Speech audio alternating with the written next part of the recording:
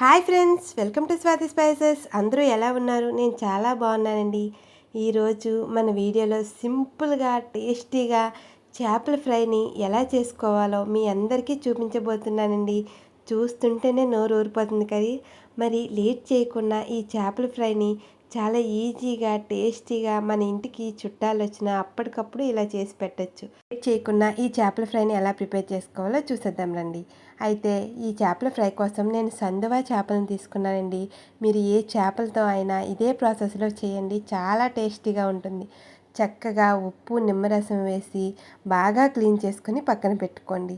అయితే ఈ చేపల ఫ్రై కోసం మసాలాను ముందుగా ప్రిపేర్ చేసుకుందాం. ఒక బౌల్ తీసుకొని 2 టేబుల్ స్పూన్ల వరకు కారాన్ని యాడ్ చేస్తున్నాను. మీకు కారం ఇంకా కావాలంటే యాడ్ చేసుకోవచ్చు. అలానే రుచికి సరిపడా ఉప్పును, 1/2 టీ స్పూన్ వరకు పసుపును, 1 టీ స్పూన్ వరకు ధనియాల పొడిని, 1/2 టీ స్పూన్ వరకు వేయించి పెట్టుకున్న జీలకర్ర పొడిని, అలానే ఫ్రెష్గా దంచిన అల్లం వెల్లుల్లి పేస్ట్ని, 1/2 టీ స్పూన్ వరకు మసాలా పౌడర్ని వేసుకొని ఒక చెక్క నిమ్మరసాన్ని కూడా యాడ్ చేసుకోండి. ఇలా మొత్తాన్ని మసాలాలన్నిటినీ కూడా మంచిగా మ్యారినేట్ చేసుకోవడానికి ఈ విధంగా మసాలాను ప్రిపేర్ చేసుకుంటే చేపకి పట్టిస్తే చాలా మంచి టేస్ట్ వస్తుందండి. అలానే ఒక 2 టేబుల్ స్పూన్ల వరకు ఆయిల్ని కూడా యాడ్ చేసుకొని మొత్తాన్ని ఈ విధంగా మిక్స్ చేసుకుంటూ కొద్దిగా వాటర్ని యాడ్ చేసుకుంటూ నేను చూపిస్తున్న ఈ కన్సిస్టెన్సీలో ఈ మసాలాను ప్రిపేర్ చేసుకోండి. ఇలాంటి మరిన్ని వీడియోస్ మన ఛానల్లో చాలా ఉన్నాయండి. ఒకసారి మీరు ఫ్రీ అయితే ఒకసారి మన ఛానల్ని విజిట్ చేయండి. కొత్తగా ఎవరైనా చూస్తున్నట్లయితే ఇప్పుడే మన ఛానల్ని సబ్స్క్రైబ్ చేసుకోండి. ఇలా మసాలా మొత్తాన్ని కూడా ప్రిపేర్ చేసుకొని ఈ ఫిష్ మీద మంచి లేయర్ కోసం క్రిస్పీగా ఉండడం కోసం ఒక 2 టేబుల్ స్పూన్ల వరకు కార్న్ ఫ్లోర్ని యాడ్ చేసుకోండి. ఇలా మొత్తాన్ని యాడ్ చేసుకొని చక్కగా మసాలాను ఇలా అన్నిటినీ కలుపుకొని ఒక 10 నిమిషాల పాటు అలానే పక్కన పెట్టుకోండి. మరీ పల్చగా కాకుండా ఇదే కన్సిస్టెన్సీలో మసాలాను ప్రిపేర్ చేసుకోండి. ఎందుకంటే మనకి చేపల ముక్కలు అన్నిటికీ కూడా మసాలా పట్టాలి కదా. ఇలా మొత్తాన్ని కూడా ఈ మసాలాని చేతితో అన్ని పీసులకి కూడా లోపల వరకు వెళ్ళేటట్టు ఈ విధంగా ఈవెన్గా మొత్తాన్ని మిక్స్ చేసుకోండి. ఇదే టైంలో మనకి సాల్ట్ ఏమైనా సరిపోకపోయినట్లయితే ఒకసారి అడ్జస్ట్ చేసుకోవాలి. ఇలా మొత్తాన్ని చేపలన్నిటికీ కూడా పట్టించుకొని ఒక అరగంట పాటు డీప్ ఫ్రిడ్జ్లో పెట్టుకున్నా పర్వాలేదండి. ఫ్రిడ్జ్లో పెట్టకపోయినా కూడా అలా బయట వదిలేసినా కూడా మంచిగా ముక్కకి మసాలా అనేది పడుతుంది. ఇలా మొత్తాన్ని కూడా చేపలకి మసాలాను పట్టించి అరగంట సేపు అలానే పక్కన పెట్టుకోవాలి.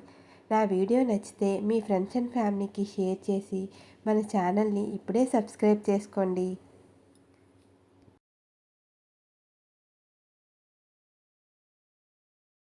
హాఫ్ అన్ అవర్ తర్వాత స్టవ్ ఆన్ చేసి ఒక నాన్ స్టిక్ ప్యాన్ కానీ కడాయి కానీ పెట్టుకొని దానిపైన ఒక 2 టేబుల్ స్పూన్ల వరకు ఆయిల్ వేసుకోవాలి. మరీ డీప్ ఫ్రైకి సరిపడా ఆయిల్ని చేపల ముక్కలకి అవసరం లేకుండా చక్కగా ఫ్రై అయ్యేటట్టు ఈ విధంగా చేసుకోండి. ముక్క కూడా నోట్లో పెట్టగానే కరిగిపోతుందండి. ఈ విధంగా ప్యాన్కి సరిపడా అన్ని చేప ముక్కలను వేసుకొని ఇలా మూతను పెట్టుకొని లో టు మీడియం ఫ్లేమ్లో మాత్రమే చేపల్ని అలా వేగనివ్వాలండి.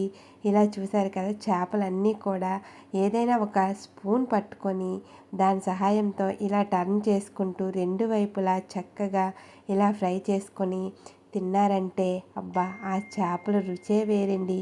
చాలా అంటే చాలా టేస్టీగా క్విక్గా కూడా అయిపోతాయి. మీరు కూడా తప్పకుండా ఈ వీడియోని చూసి మీ ఇంట్లో ప్రిపేర్ చేయండి. మీకు ఎలా కుదిరిందో కామెంట్ సెక్షన్లో కామెంట్ చేయండి.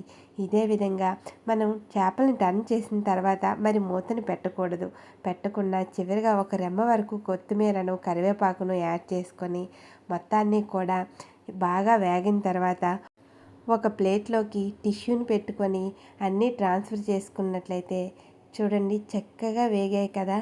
ఇలా చేప ముక్కలన్నిటినీ కూడా తీసుకొని వేడిగా తిన్నారంటే అంటే చాలా టేస్టీగా ఉంటాయండి. చూశారు కదా, చాలా ఈజీగా అండ్ టేస్టీగా ఫిష్ ఫ్రైని ఇలా మీరు కూడా మీ ఇంట్లో వాళ్ళకి ప్రిపేర్ చేసి పెట్టండి. ఫిదా అవ్వాల్సిందే, అంత టేస్టీ అయిన ఈ చేపల ఫ్రైని తప్పకుండా మీరు కూడా ట్రై చేసి మీకు ఎలా కుదిరిందో కామెంట్ సెక్షన్లో కామెంట్ చేయండి. మరి నా వీడియో నచ్చితే లైక్ చేసి మీ ఫ్రెండ్స్ అండ్ ఫ్యామిలీకి షేర్ చేసి మరిన్ని వీడియోస్ కోసం మన ఛానల్ని ఇప్పుడే సబ్స్క్రైబ్ చేసుకోండి. Thanks for watching.